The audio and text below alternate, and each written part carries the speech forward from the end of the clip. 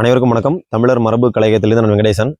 இன்னைக்கு உலக யோகா தினம் 12வது ஆண்டா நம்ம இன்னைக்கு கொண்டாடுறோம். நான் யோகாவை பற்றி ஒரு சில தகவல்கள் வந்து உங்கள்கிட்ட பகிர்ந்துக்கணும்னு நான் நினைச்சேன். என்னன்னு பார்த்தீங்கன்னா, யோகா அப்படின்னாலே எல்லாம் என்ன சொல்லுவாங்கன்னா, யோகான்ற சொல் யூஜ் அப்படின்ற சமஸ்கிருத சொல்லிருந்து வந்துச்சுன்னு சொல்லுவாங்க. அடுத்தபடியாக யோகாவின் தந்தை யாருன்னு பார்த்தீங்கன்னா பதஞ்சலி முனிவர். அவர் யோகாவை 196 சூத்திரங்களா வடமொழியில் தொகுத்திருக்காருன்னு சொல்லுவாங்க. எனக்கு என்ன கேள்வினா, சித்தர் மரபு, நம்ம தமிழருடைய சித்தர் மரபே பார்த்தீங்கன்னா யோகா கலையில் தேர்ச்சி பெற்றவர்கள் எல்லாருமே தமிழர்கள். அப்படி இருக்கிறப்ப எப்படி வந்து இந்த யோகம் மட்டும் வடமொழியிலிருந்து வட பகுதியிலிருந்து நம்ம தமிழகத்துக்கு வந்திருக்கோம் அப்படின்ற கேள்வி எனக்குள்ள இருந்துச்சு. அதை சார்ந்த எதிர்கருத்துக்கள் தான் இந்த காலையில் நம்ம பார்க்க போகிறோம். முதல்ல எல்லாரும் சொல்ற மாதிரி பார்த்தீங்கன்னா, இந்த யோகாவின் தந்தை வந்து பதஞ்சலி முனிவர். அவர் யோகா சுத்திரத்தை 196 பாடல்களாக வடமொழியில் தொகுத்திருக்காரு. இப்போ எனக்கு என்ன ஒரு கேள்வினா, ஒரு கலையை எடுத்து தொகுத்திருக்காங்க. அவர் வந்து அதை உருவாக்கல, அவர் அதை பற்றி இது பண்ணல. ஏற்கனவே இருந்ததை எடுத்து தொகுத்திருக்காரு. எப்படி தொகுத்தவரை நான் வந்து நம்ம தந்தைன்னு சொல்ல முடியும்? அப்போ ஏற்கனவே இதுக்கு முன்னாடி இங்கே இல்லை, ஒரு விஷயம் இல்லை அப்படின்னா அவர் உருவாக்கியிருக்காரு அப்படின்னா நம்ம சொல்லலாம். ஏற்கனவே இருந்தது எடுத்து தொகுத்தவர் எப்படி வந்து இந்த கலைக்கு தந்தையான்னு சொல்றாங்கன்னு தெரியல.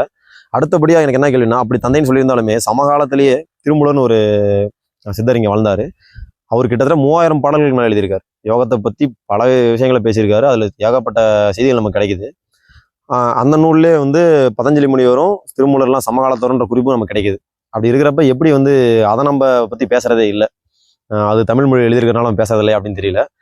அடுத்தபடி இவங்க என்ன சொல்றாங்கன்னா, யோகம்ன்றது ரிக்வேதத்திலிருந்து வந்துச்சு அப்படின்ற மாதிரி சொல்றாங்க. ரிக்வேதத்தோட காலம் என்னன்னு பார்த்தீங்கன்னா கிமு 1500. அப்போ அது அந்த ரிக்வேதம் எழுதப்பட்ட இடம்னு பார்த்தீங்கன்னா மத்திய ஆசிய பரப்புல நாடோடிகளா வடவர்கள் வாழ்ந்துட்டு இருந்தபோது, வடமொழி பேசுகிற நாடோடிகளா வாழ்ந்துட்டு இருந்தப்ப செவி வழியாக கடத்தப்பட்டு அப்போ எழுதப்பட்டதான் ரிக்வேதம்.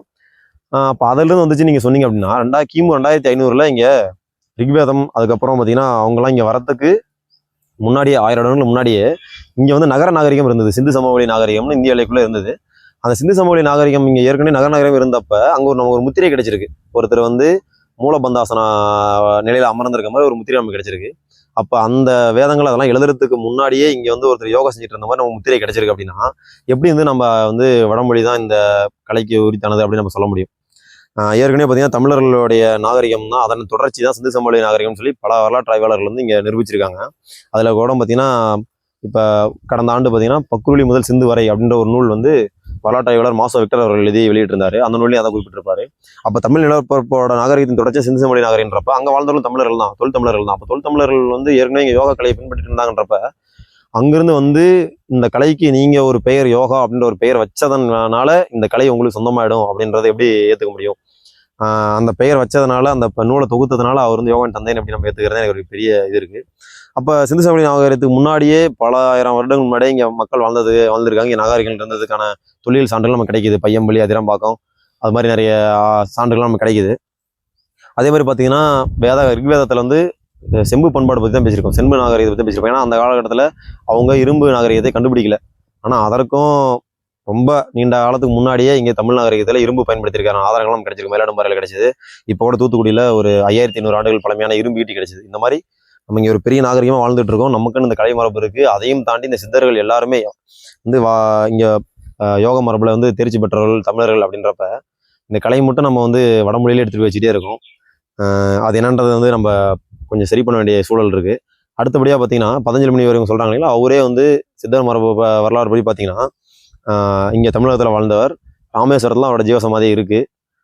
அதை நம்ம பார்க்கணும். சரி, இப்போ யோகத்துக்கு வேற என்ன பேர் தமிழ் மொழியில் இருக்குது அப்படின்னு நம்ம கேட்டோம். ஏன்னா யோகா அப்படி இல்லை அப்படின்னு பார்த்தீங்கன்னா தொல்காப்பியத்தில் ஒரு சில குறிப்புகள் இருக்குது. என்னன்னா, நாளிரு வழக்கில் தாபத பக்கமும் அப்படின்னு ஒரு வரி வருது. அதில் என்ன சொல்கிறாங்க அப்படின்னா, அது ஒவ்வொருத்தரோட தொழில்கள் குணங்கள் சொல்லிகிட்டே வரும்பொழுது இந்த இது அதில் வைக்கப்படுது, நாளிரு வழக்கில் தாபத பக்கமும். அப்போ அவங்க என்ன சொல்லியிருக்காங்கன்னா, தாபதர்கள், அதாவது இந்த 8 யோகாவின் 8 படிநிலைகளை பின்பற்றி வாழக்கூடியவர்கள் வந்து தவம் செய்யும் முனிவர்கள், தாபதர்கள் அப்படின்ற சொல்ல அழைச்சிருக்காங்க. அடுத்தபடியாக திருக்குறள் புலனடக்கம் பற்றி பேசியிருக்காங்க, தவம் பற்றி பேசியிருக்காங்க, சிலப்பதிகாரத்தில் பேசப்பட்டிருக்கு. இது மாதிரி எல்லா இலக்கியங்களையும் தொடர்ச்சியாக இந்த தவம் பற்றியும் இது பற்றியும் பேசப்பட்டுட்டே வந்துட்டு இருக்கு. அப்படி இருக்கிறப்ப இந்த கலை நம்ம தமிழ் மரபுல இவ்வளோ வேறுன்று இருக்கிறப்ப இது எப்படி வந்து வடமொழிக்கு சொந்தமானதாக இருக்கும்? அதை எல்லாருமே சிந்திச்சு பார்க்கணும்.